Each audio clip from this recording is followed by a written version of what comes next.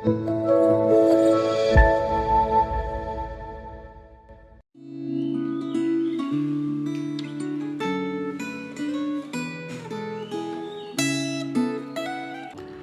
bersyukur kepada Tuhan untuk segala kebaikan Tuhan di dalam kehidupan kita. Mari saat ini sebelum kita merenungkan firman Tuhan, kita berdoa. Tuhan Yesus berbelas kasihan kepada kami, untuk kami boleh menjadi seorang murid yang mendengar dan melakukan firman-Mu. Dalam nama Tuhan Yesus kami berdoa. Amin. Tema kita hari ini adalah seruan untuk bertobat. Firman Tuhan dari Yeremia pasal 3 sampai Yeremia pasal 4 ayat 4. Tapi saya hanya membacakan ayat Yeremia pasal 3 ayat 22. Dianjurkan untuk Bapak Ibu membaca semua ayat sebelum merenungkan bersama. Ayat 22 berkata, "Kembalilah hai anak-anak yang murtad, aku akan menyembuhkan engkau dari murtadmu. Inilah kami datang kepadamu, sebab engkaulah Tuhan Allah kami." Sampai di sana pembacaan firman Tuhan. Bapak Ibu, ada satu kisah, ada seorang yang punya dua ilah, punya dua patung yang terbuat dari batu. Yang satu besar dengan mukanya begitu menyeramkan dan menakutkan, dan yang satu lagi begitu imut, kecil dan lucu. Nah, setiap pagi dan setiap malam orang ini menyembah kedua patung ini, dan dia mempersembahkan sajian dan dia memuji di sana. Dan anaknya ini memperhatikan. Dia ingin tahu apa yang dilakukan papanya. Satu waktu dia berkata kepada papanya, "Papa, apa yang kamu lakukan? Kenapa kamu menyembah dua patung itu? Bukankah mereka tidak bergerak? Dan bukankah tidak ada kehidupan di dalam mereka?" Kemudian papanya berkata, "Diam kamu anakku, kamu tidak mengerti. Saya menyembah mereka karena mereka yang melindungi kehidupan kita." Kemudian papanya pergi. Kemudian setelah papanya pergi, anak ini dia mencari pentungan. Kemudian dia masuk ruangan itu. Kemudian dia memukul ilah yang kecil ini, patung yang kecil yang lucu ini, sampai hancur berkeping-keping. Kemudian pentungannya itu dia taruh di tangannya patung yang besar. Kemudian dia keluar. Malam harinya papanya itu pulang. Papanya itu kaget waktu masuk ruangan itu, karena dia melihat patung yang kecil itu sudah hancur berkeping-keping. Kemudian dia berteriak, "Siapa yang melakukan ini?" Kemudian dengan pura-pura lugu, anaknya ini keluar dan berkata kepada papanya, "Apa yang terjadi, Papa?" Papanya bilang, "Ini, patung yang kecil ini sudah hancur berkeping-keping. Tidak tahu siapa yang melakukannya." Kemudian anaknya ini berkata kepada papanya, "Saya tahu, Papa. Lihat, itu patung yang besar itu. Pasti dia yang melakukannya. Karena lihat, pentungannya ada di tangannya. Sudah pasti dia yang melakukannya." Kemudian papanya berkata, "Tidak mungkin anakku, karena dia tidak mungkin bergerak. Tidak ada kehidupan di dalamnya." Kemudian anak itu berkata, "Aku sudah memberitahukannya kepadamu." Bapak, Ibu, Saudara, ini adalah gambaran sebetulnya terjadi di dalam kehidupan bangsa Israel, baik kerajaan utara, Israel utara, maupun kerajaan selatan, yaitu kerajaan Yehuda. Mereka menjadi kerajaan atau umat Tuhan yang tidak lagi percaya kepada Tuhan. Mereka meninggalkan Tuhan, mereka beralih mengikut bangsa-bangsa lain, menyembah patung yang terbuat dari kayu, menyembah patung yang terbuat dari batu, menyembah ilah-ilah yang tidak bisa bergerak, yang tidak ada kehidupan di sana. Oleh karena itu Tuhan marah kepada kerajaan utara maupun kerajaan selatan. Di dalam bagian ini Tuhan berkata di dalam ayat yang ke-12, "Kembalilah hai Israel, akuilah kesalahanmu. Kembalilah hai anak-anak yang murtad." Ayat 14, ayat 22, "Kembalilah anak-anak yang murtad." Ayat pasal 4 ayat 4, "Kembalilah kepadaku."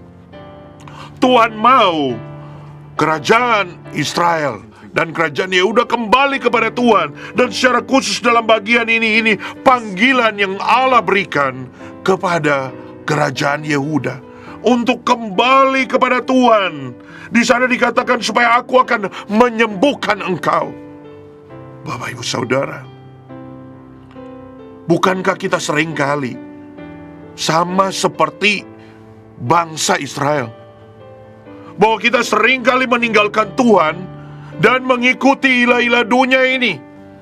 Mungkin pada saat ini kita tidak menyembah patung, mungkin. Tetapi seringkali kita menyembah diri kita sendiri, bahwa apa yang semua kita miliki itu karena usahaku, karena kehebatanku. Kita mengilahkan diri kita. Kita mungkin juga mengilahkan uang, harta, kekayaan yang kita miliki. Kita juga bisa mengilahkan pekerjaan kita, atau kita bisa mengilahkan usaha kita, sehingga kita menjadi jauh daripada Tuhan. Tapi pada saat ini Tuhan memanggil saudara dan saya untuk kembali kepada Tuhan. Jangan percaya dan menyembah hal-hal yang tidak dapat memberikan kita kehidupan yang sejati. Allah memanggil kita untuk bertobat. Saudara, pandemi ini merupakan momen di mana Tuhan itu menyatakan megafonnya untuk menyatakan bahwa setiap orang yang percaya, mari kembali kepadaku. Mari umat di dunia kembalikan kepadaku. Karena tidak ada di dalam dunia ini ilah-ilah yang dapat menyelamatkan kita. Saudara, di dalam pandemi ini, segala kehebatan, kekuatan kita, kepintaran kita tidak berguna. Masa pandemi ini, apa yang kita miliki, uang, harta, kekayaan, tidak berguna. Kalau kita pun punya ilah-ilah yang kita sembah, tidak berguna. Karena semuanya tidak dapat menyelamatkan kita dari kehidupan ini. Ada begitu banyak orang yang kaya, yang punya uang, orang yang hebat, yang terkenal. Tetapi ketika kena COVID-19, tidak berdaya. Gak bisa apa-apa lagi. Ketika rumah sakit sudah penuh, tidak bisa apa-apa. Uang pun tidak ada artinya. Nama pun tidak ada artinya. Jabatan pun tidak ada artinya.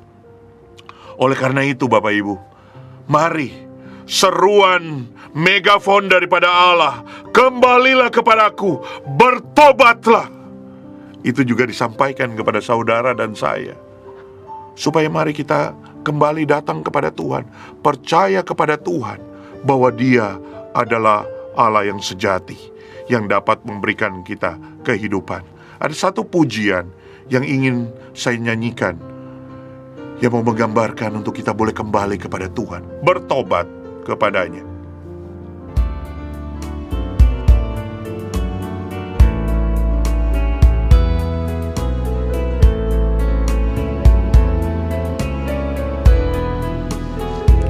Bertobatlah dan balik pada Bapa.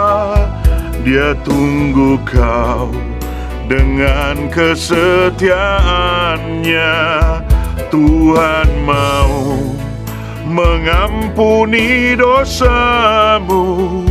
Oh, baliklah pada Bapa. Oh, baliklah pada Bapa. Jangan lambat, hai sobatku. Tuhan tunggu kepadamu.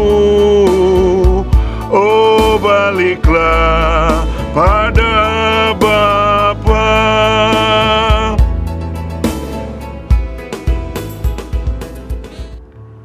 Bapak, Ibu, Saudara, mari baliklah kepada Bapa. Bertobatlah, datang kepada Tuhan. Biarlah megafon yang daripada Tuhan ini melalui pandemi membuat kita datang hanya kepada Allah yang benar, Allah yang hidup. Kita berdoa. Tuhan Yesus, terima kasih. Biarlah firman Tuhan hari ini boleh mengingatkan kami, tidak ada yang dapat kami andalkan diri kami sendiri. Harta kekayaan yang kami miliki, usaha pekerjaan, bahkan ilah-ilah yang mungkin kami sembah, tidak akan dapat menolong kami. Satu-satunya pribadi yang sanggup menolong kami hanya adalah Tuhan, Allah, pencipta alam semesta, Allah yang kami sembah di dalam nama Tuhan Yesus. Kepadamu kami datang, Kami mau kembali kepadamu ya Tuhan, bertobat, percaya sungguh kepadamu. Di dalam nama Tuhan Yesus kami berdoa. Amin.